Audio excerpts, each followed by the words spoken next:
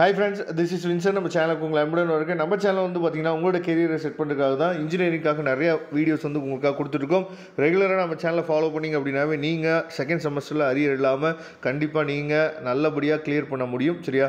அதனால ரெகுலராக நம்ம சேனலை ஃபாலோ பண்ணுங்கள். நீங்கள் பண்ண வேண்டிய விஷயம் நம்ம சேனலோட வாட்ஸ்அப் குரூப்லையும் டெலிகிராம்லையும் ஜாயின் பண்ணுங்க. இது எல்லாத்தோட லிங்க்கும் டிஸ்கிரிப்ஷன் பாக்ஸில் இருக்குது, எடுத்து நீங்கள் யூஸ் பண்ணிங்க.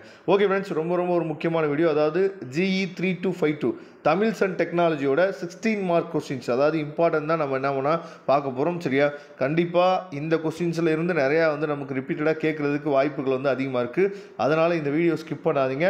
ஓகே, அதாவது பாண்டங்களில் கீறல் குழிகள் பற்றி விரிவாக எழுதுக. சங்க காலத்தில் நெசவு தொழில் எவ்வாறு இருந்தது என்பதை பற்றி விரிவாக எழுதுக.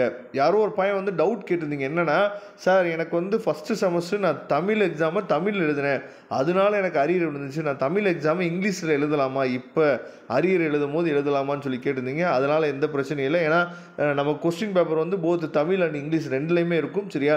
அதனால் நீங்கள் இங்கிலீஷ் எழுதுறா இருந்தாலும் எழுதலாம், ஒரு பிரச்சனையும் இல்லை. சரியா? ஏன்னா லாஸ்ட் எக்ஸாம் நான் தமிழ் எழுதுனால இந்த எக்ஸாம் வந்து நான் இங்கிலீஷ் எழுதக்கூடாது அப்படின்னு சொல்லி நீங்கள் நினைக்கக்கூடாது. இங்கிலீஷில் எழுதலாம், ஒன்றும் பிரச்சனை இல்லை. சரியா?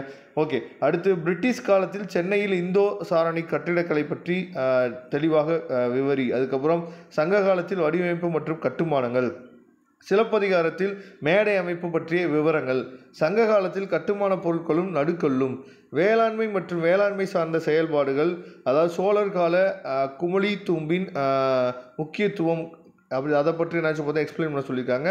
அணை மற்றும் முத்து பற்றிய தகவல்கள் பற்றி தெளிவாக எழுதுக. பல்வேறு துறைகளில் அறிவியல் தமிழ் வளர்ச்சி மற்றும் தமிழர்களின் பங்களிப்பு பற்றி விளக்குக. அறிவியல் தமிழ் வளர்ச்சி பற்றி குறிப்பு வரைக. அதாவது கணினி தமிழ் வளர்ச்சி குறிப்பு வரைக. சொற்குவை திட்டம் பற்றி குறிப்பு வரைக. இணையத்தில் தமிழ் அகராதிகள் பற்றி தெளிவாக எழுதுக. தமிழ் இணைய கல்விக் கழகம் குறிப்பு வரைக. வரலாற்று சான்றுகளாக செம்பு மற்றும் தங்க நாணயங்கள் மற்றும் நாணயங்கள் அச்சிடுதல் விவரிக்கவும். இரும்பு தொழிற்சாலை விரிவாக எழுதுக. தமிழர்களின் கப்பல் மற்றும் கலை பற்றி நீவி அறிந்ததை தெளிவாக எழுதுக. சிலப்பதிகாரத்தில் மணிகளின் வகைகள் பற்றி அப்படின்னு சொல்லி கொடுத்துருக்காங்க.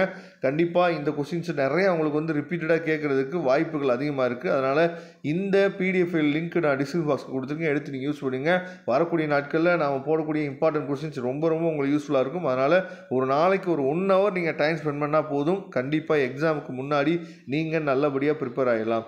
Okay friends, thank you. நம்ம நெக்ஸ்ட் வீடியோ பார்க்கலாம். அதுவரை உங்களிடம் விடைபெறுவது உங்கள் நண்பர் வின்சென்ட். தேங்க்யூ.